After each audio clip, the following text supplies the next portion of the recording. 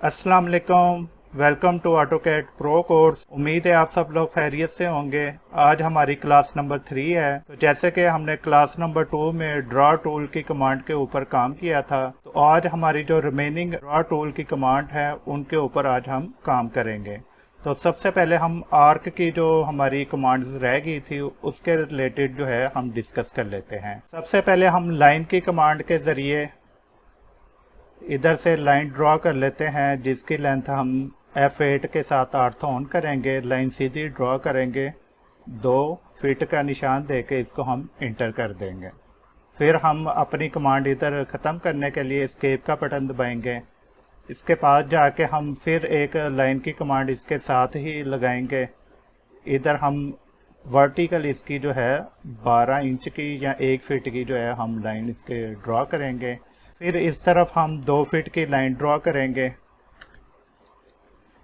इस vertical line से मैंने एक हॉरिजॉन्टल लाइन लगानी है और इसको जो है मैंने मिड पॉइंट से लाइन लगानी है।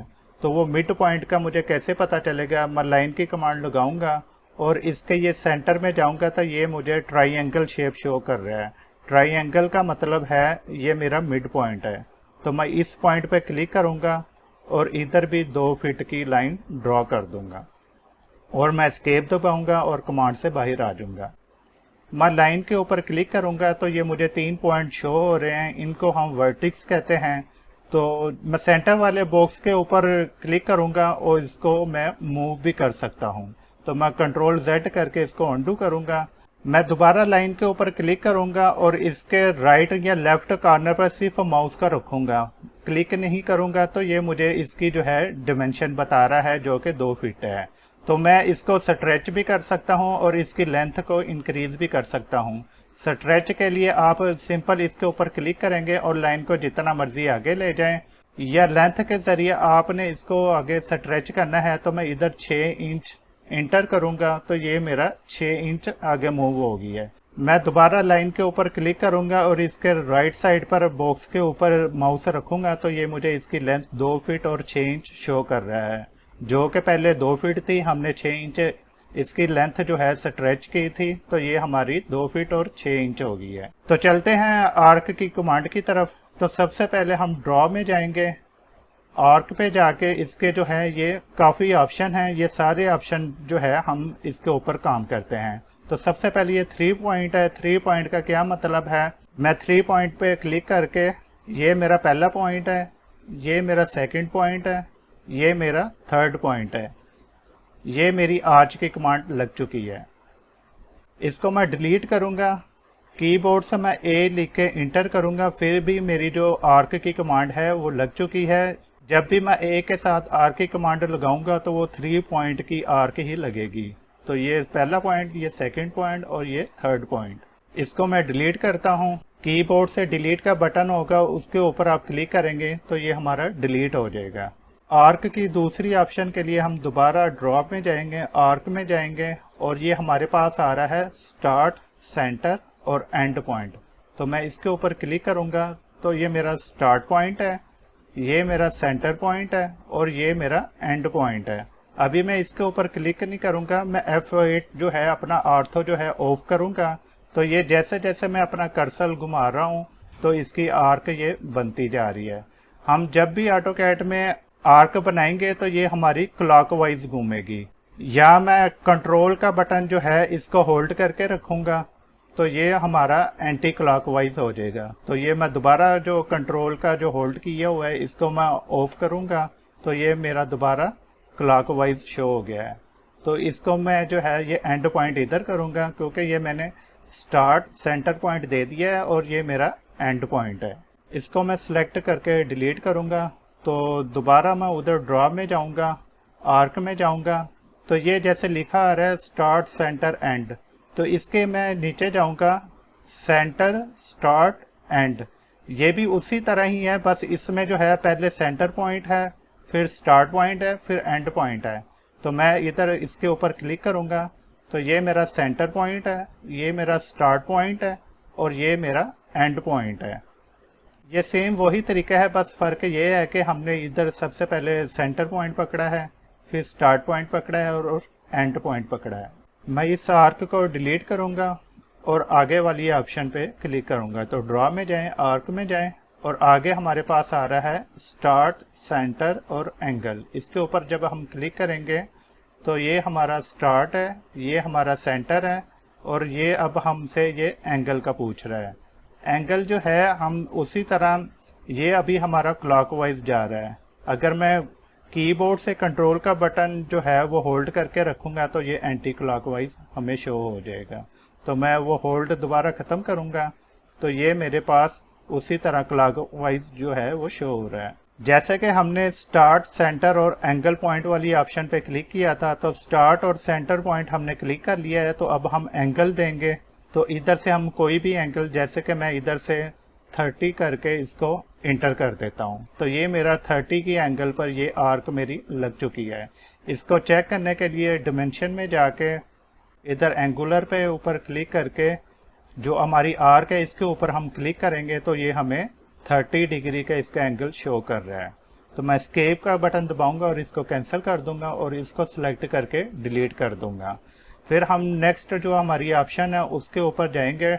तो हम जाएंगे ड्रॉ पे, आर्क, और जैसे हमने ये स्टार्ट, सेंटर और एंगल सेलेक्ट किया था, अब हम जाएंगे सेंटर, स्टार्ट और एंगल वाली ऑप्शन पर, जो कि सेम उसी तरह ही है कि इसमें हम पहले सेंटर सेलेक्ट करेंगे, फिर स्टार्ट सेलेक्ट करेंगे और फिर हम इसका एंगल देंगे।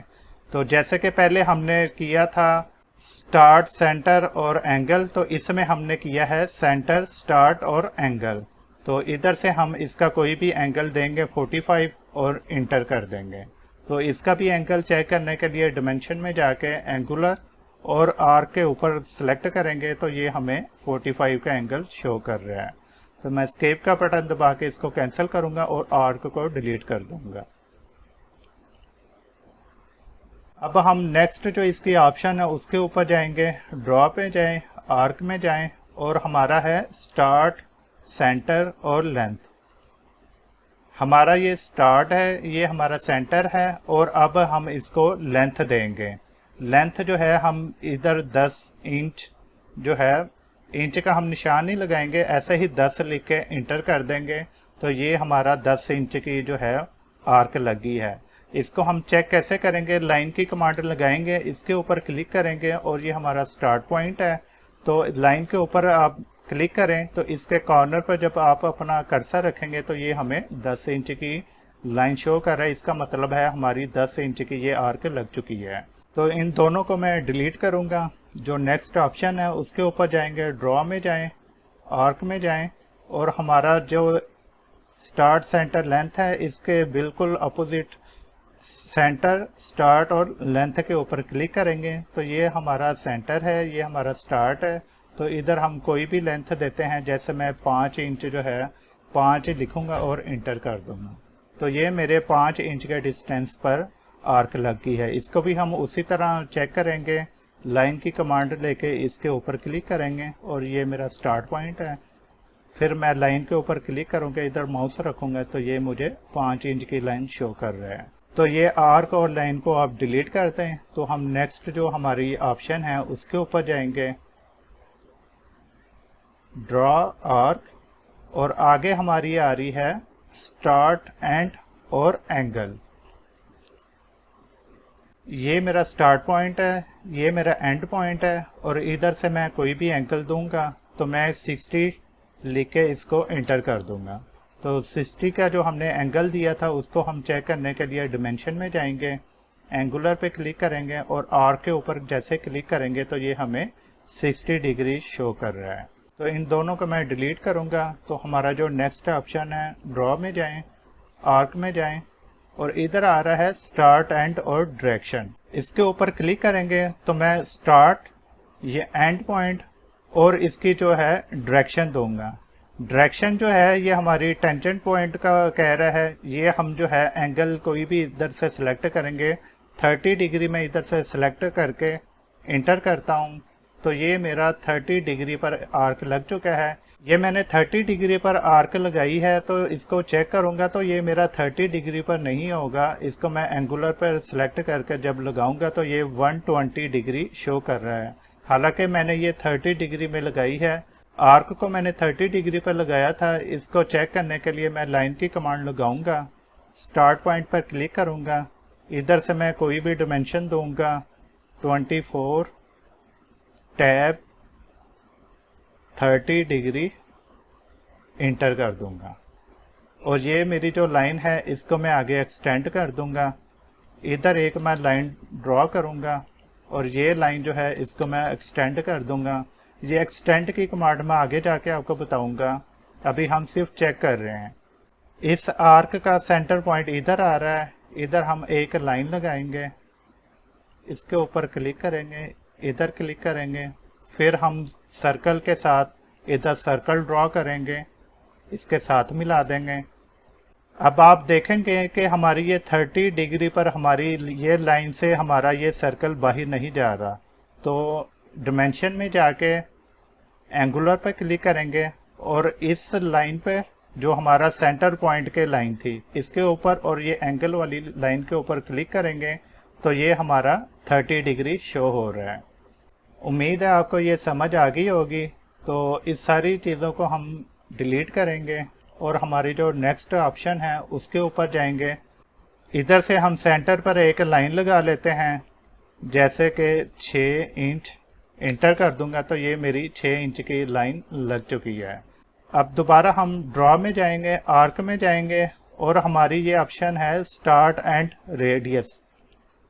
ये हमारा स्टार्ट है, ये हमारा एंड पॉइंट है और इधर से हम कोई भी रेडियस देंगे तो उस रेडियस की हमारी ये आर्क लग जाएगी। तो मैं इधर से 8 लिख के इसको इंटर कर दूंगा तो ये मेरी 8 इंच रेडियस में आर्क लग चुकी है। 8 इंच हम किस तरह इसको चेक करेंगे, इसके लिए हम ये लाइन को डिलीट करेंगे, इसके ऊपर हम क्लिक करेंगे तो ये मेरा सेंटर पॉइंट आ रहा है। तो मैं सेंटर पॉइंट पे जो है इधर से क्लिक करके लाइन लेकर ये सेंटर पॉइंट पर क्लिक कर दूंगा। ये मेरी लाइन लग चुकी है। तो दोबारा मैं आर्क के ऊपर क्लिक करूंगा तो ये मेरा सेंटर पॉइंट ये शो कर रहा है। मैं माउस को जैसे ही कॉर्नर पर लेकर गया तो ये मुझे 8 इंच का इसका रेडियस शो कर रहा है। हमारी आर्क की आखिरी ऑप्शन रह गई है, उसको हम कैसे ड्रॉ करेंगे। उसके लिए हम ए इंटर करेंगे, इधर से कोई भी जो है हम आर्क ड्रॉ कर लेते हैं। जैसे कि हमने ये एक आर्क इधर ड्रॉ की है तो ड्रॉ में जाएं, आर्क में जाएं और कंटिन्यू है। तो जो हमने आर्क अभी हमने बनाई थी उसको जहाँ से हमने ख़त्म की थी तो उसको उधर से ही कंटिन्यू कर रहा है। तो इसको हम कितना आगे लेके जाएंगे उसको हम इधर से हम पॉइंट दे देंगे, इसके ऊपर क्लिक करेंगे तो ये हमारी इधर से आर्क कंटिन्यू हो गई है और ये हमने इधर ख़त्म कर दी है।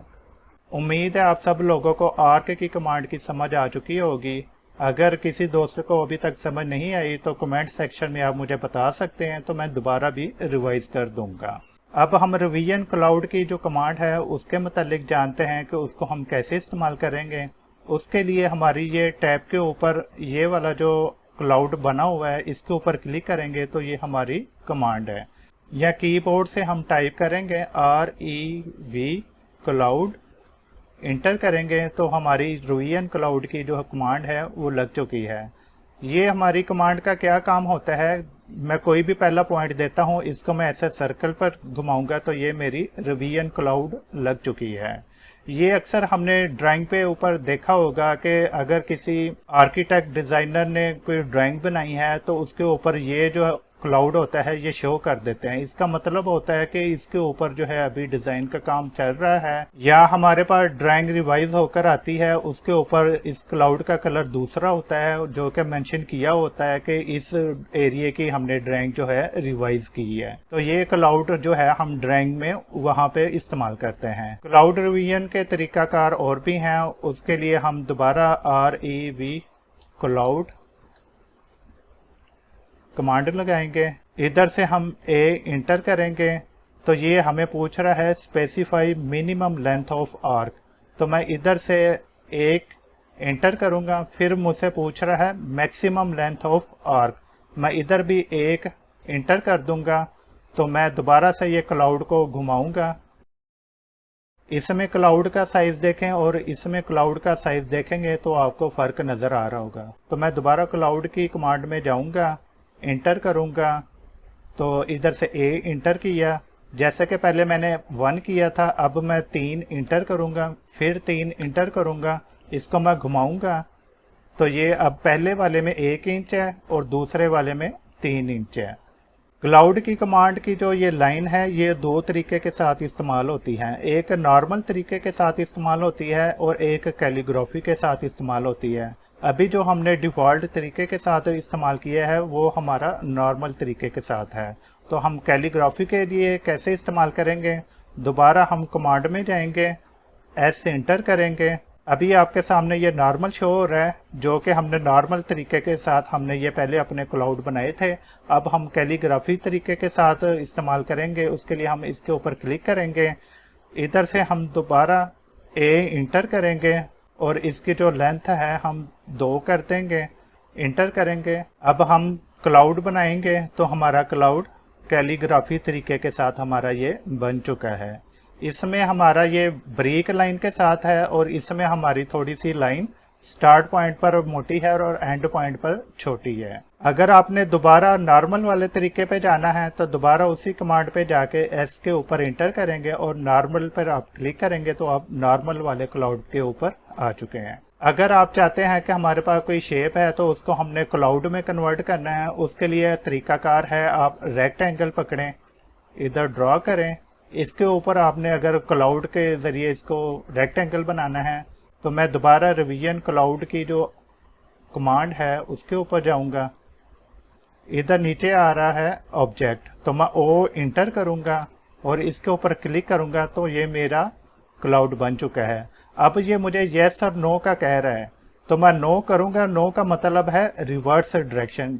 रिवर्स डायरेक्शन जो हमारी रेक्टेंगल लगी है, रेक्टेंगल के ये बाहर इसने हमारी जो आर्क है वो सारी बनाई हुई है। अगर आपने अंदर की तरफ इसको करना है तो दोबारा रेक्टेंगल ड्रॉ करें, रिवीजन क्लाउड, इसके ऊपर क्लिक करें, ओ इंटर करें और इसको आप सिलेक्ट करें, इसको आप यस करेंगे तो अब ये अंदर की तरफ से इसकी आर्क बन चुकी है। आपने कोई भी पॉली लाइन की शेप बनाई है, जैसे कि मैं सर्कल की कमांड लगाता हूँ, ये भी मेरी पॉली लाइन है। पॉली लाइन का मतलब होता है जिसकी एक ही प्रॉपर्टीज हो, तो ये मेरा सर्कल है। मैं पॉली लाइन के साथ कोई भी लाइन लगाता हूँ, पी एल इंटर, इधर से मैंने ये सिलेक्ट किया, इधर सेलेक्ट किया, इधर इसके ऊपर क्लिक करूंगा तो इसकी एक ही प्रॉपर्टीज आ रही है, तो इसका मतलब है कि ये पॉली लाइन है। तो इन दोनों ऑब्जेक्ट को मैं क्लाउड में कन्वर्ट करूंगा। उसके लिए मैं क्या करूंगा, दोबारा रिवीजन क्लाउड कमांड इंटर करूंगा, फिर मैं ओ इंटर करूंगा, इसके ऊपर क्लिक करूंगा, नो कर दूंगा तो ये मेरा क्लाउड लग चुका है। अगर आपने आर्क को बड़ा करना है तो इसके लिए आपने revision cloud inter, A inter, 3 है तो इसको मैं 5 कर लेता हूँ, फिर 5 इंटर कर दूंगा। अब मैं ओ इंटर करूंगा, इसके ऊपर क्लिक करूंगा और नो कर दूंगा तो ये अब मेरे आर्क का जो साइज है ये बढ़ चुका है। इसके बाद हम एसपी लाइन की कमांड के ऊपर एक काम करेंगे। एसपी लाइन जो है हमारी ये क्लाउड के नीचे एसपी लाइन है, इसके ऊपर क्लिक करेंगे तो हमारी ये कमांड आ गई है। मैं कीबोर्ड से टाइप करूंगा SPL, इंटर करूंगा, स्पेसिफाई फर्स्ट पॉइंट दूंगा, फिर मैं इधर क्लिक करूंगा, इधर करूंगा, इधर करूंगा, इधर क्लिक करूंगा। अगर मैंने कमांड से बाहर जाना है तो मैं इंटर कर दूंगा तो कमांड से बाहर आ जाऊंगा। ये हमारी पॉली लाइन की तरह ही कमांड है, लेकिन इसका काम ये है कि ये लाइन को जो है आर्क की शेप में कन्वर्ट करता है। इसको हम एडिट भी कर सकते हैं। इसके लिए हम ये इसके जो वर्टिक्स शो हो रहे हैं इसके ऊपर क्लिक करके इसको हम नीचे करेंगे तो ये नीचे हो जाएगा, इसको हम सेलेक्ट करके ऊपर करेंगे तो ये ऊपर हो जाएगा। इसका दूसरा तरीकाकार भी है इसको एडिट करने का, तो मैं एरो के ऊपर क्लिक करूंगा, इधर मैं कंट्रोल वर्टिक्स पर क्लिक करूंगा तो इसके ये वर्टिक्स शो हो रहे हैं, तो मैं इसके ऊपर क्लिक करूंगा तो इसको मैं नीचे कर लूंगा, फिर मैं इस पॉइंट को पकड़ूंगा, इसको ऊपर करना है तो ऊपर कर लूंगा। एसपी लाइन का इतना इस्तेमाल नहीं है तो इसको हम ज़्यादा इस्तेमाल नहीं करेंगे। एसपी लाइन के बाद हम इलिप्स की कमांड इस्तेमाल करेंगे। इलिप्स के लिए ये एसपी लाइन के नीचे ये इलिप्स की शेप बनी हुई है, इसके ऊपर क्लिक करेंगे तो ये हमारी कमांड लग जाएगी। या कीबोर्ड से हम EL इंटर करेंगे तो फिर भी हमारी कमांड लग जाएगी। तो इसके लिए हम कोई भी पॉइंट इधर से सिलेक्ट करेंगे, फिर हम इसको जो है 2 फीट की डिमेंशन देंगे, ये हमारा 2 फीट वर्टिकल है। फिर इसको हम जो है इसका रेडियस देंगे, रेडियस मैं 6 इंच इंटर कर दूंगा, तो ये मेरा इलिप्स की शेप बन चुकी है। इलिप्स की भी कमांड बहुत ही कम इस्तेमाल होती है। इलिप्स के बाद हम डोनट की कमांड इस्तेमाल करेंगे। डोनट के लिए आप ड्रॉ में जाएं, तो ये आपका डोनट है, इसको आप सिलेक्ट करें या आप कीबोर्ड से DO इंटर करें। तो ये हमसे पहले पूछ रहा है स्पेसिफाई इनसाइड डायामीटर, तो अंदर का डायामीटर हम इधर से 3 इंच इंटर करेंगे। अब हमसे पूछ रहा है स्पेसिफाई आउटसाइड डायामीटर, तो मैं 5 इंच इंटर करूंगा, तो ये मेरा डोनट की शेप आ गई है। तो इसको मैं क्लिक करता जाऊंगा, ये मेरे डोनट शेप बनते जा रहे हैं। तो मैं एस्केप दबाऊंगा और कमांड से बाहर आ जाऊंगा। हमने तकरीबन ड्रॉ टूल बार की जितनी भी कमांड्स हैं उसके ऊपर हमने काम कर लिया है। बाकी भी कमांड हैं वो हम आगे जाके करेंगे, क्योंकि उसका इस्तेमाल आगे जाके आएगा। हमारे इधर साइड पर ये टैब शो हो रहा है। इस टैब का क्या मकसद होता है, इसके ऊपर मैं क्लिक करूंगा तो ये मुझे जो है जूम के रिलेटेड जो है इसकी टैब शो हो रही है। इसका इतना काम नहीं है, इसको हम क्रॉस कर देंगे। इसके बाद हम ये नीचे हैंड बना हुआ है, इसको हम पैन कहते हैं। इसके ऊपर जब हम सिलेक्ट करेंगे तो हमारी जो ऑटोकैड की शीट है इसको हमने मूव करना है। हमने ऑब्जेक्ट को मूव नहीं करना, हमने स्क्रीन को मूव करना है। उसके लिए हम इसके ऊपर क्लिक करेंगे तो ये हमारी स्क्रीन मूव होती जा रही है। या इसकी कीबोर्ड से हम P इंटर करेंगे, फिर भी इसकी हमारी ये कमांड आ जाएगी। तो इसको हम स्क्रीन को अगर मूव करना है तो इसके ज़रिए हम स्क्रीन को मूव कर लेंगे। नीचे हमारी जूम एक्सटेंड की है जो कि हम Z इंटर करते हैं, A इंटर करते हैं, उसके ज़रिए भी हो जाएगी। या इसके ऊपर क्लिक करेंगे फिर भी हमारा Z इंटर और A इंटर हो जाएगा। फिर इसके नीचे हमारा ये ऑर्बिट है। ऑर्बिट जो है ये 3D में इस्तेमाल होता है।